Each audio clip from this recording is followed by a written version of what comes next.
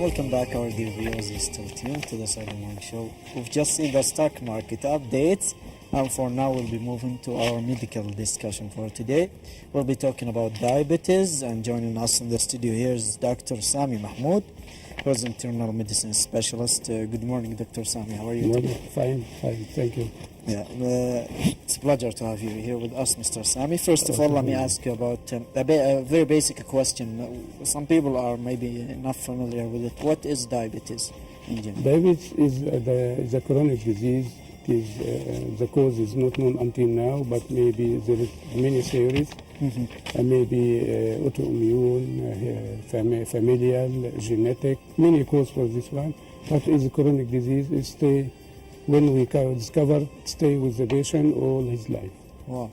And still, the main cause is unknown, but sometimes it's genetic as well. Sometimes genetic, familial, and sometimes it is autoimmune, that some cells attack the pancreas, the cells responsible for secretion of insulin, so damage the cell, so no enough insulin for the patient for this. Right, so not enough insulin, which is the insulin-dependent diabetes, and as well as the type 2 diabetes, which is the non-insulin dependent, right?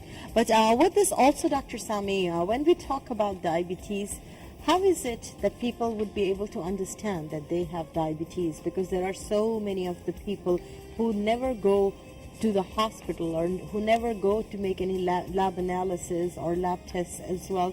So how is it that those people can find out that there is a problem and that they might have even diabetes? No, simply there is symptom patient must feeling. Now everyone is seeing TV and media.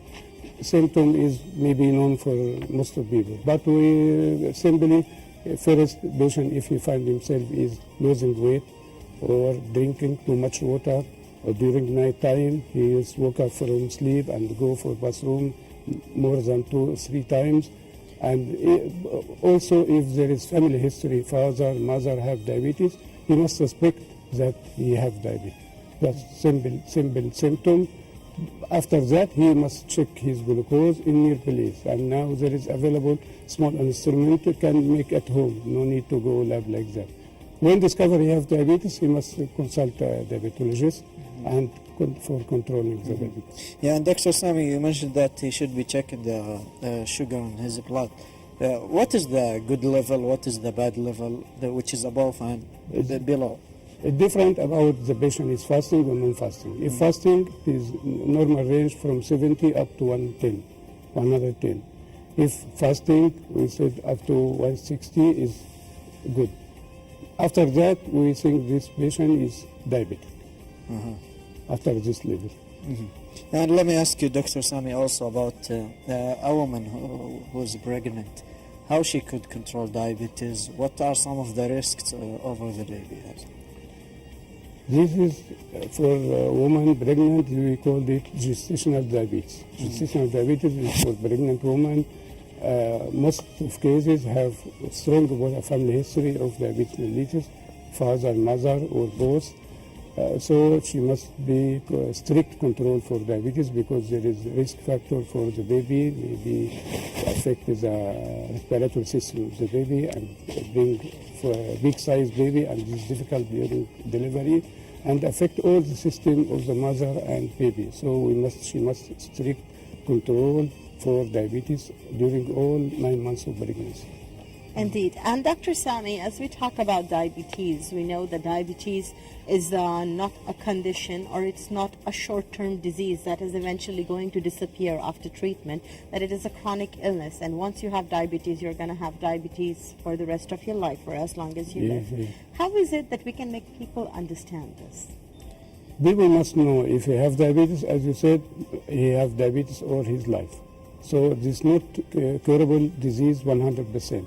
So patient must take medicine all his life. Some patients need only diet to control diabetes, but most of patients, we are classified diabetes as type 1 and type 2. Type 1, there is no insulin or little insulin, so patient need exogenous insulin all his life. Type 2, he have insulin but not enough for his life. So we give some medicine make pancreas stimulate to secrete more insulin. Which So- one is more dangerous, type 1 or type 2? They're not dangerous exact, but type 1, the dangerous is complication is patient every time go in hypoglycemia. Hypoglycemia is more dangerous than hyperglycemia. Hyperglycemia give complication for long run, but hypoglycemia maybe patient die. Maybe you have patient his blood sugar is 400, 500, but he's talking live. Maybe he didn't feel anything. But if patient is blood sugar is 30 or before, this very, very dangerous. Maybe patient die. So the two, but type 2 is dangerous as a long run for complication. Because it would affect other parts of your body. Yes, affect all the body. No organ in the body is living without complication of diabetes. Patient must care. From the eye up to the foot. All this make complications. So patient must know how follow-up is important this for the If patient. a person has diabetes, Dr. Sami, and type 2 diabetes especially, what should be his blood sugar levels that will not affect his body? As you said that type 2 diabetes has complications with the whole of your body, which is slow and gradual. So, because, type 1 we see drastic. If you're having such low blood sugar level, you might not even be able to move from your bed, Yes. or you might completely collapse. But type 2 diabetes, as you said, would not immediately affect a person, but maybe after 10 Long run. years or 15 years of living life with diabetes, it would start to affect your organs. How is it that we can control our diabetes in a way that it does not affect all our other organs of the body so much? What should be the blood sugar reading for a diabetes type 2 person in order for him to be living a healthy life?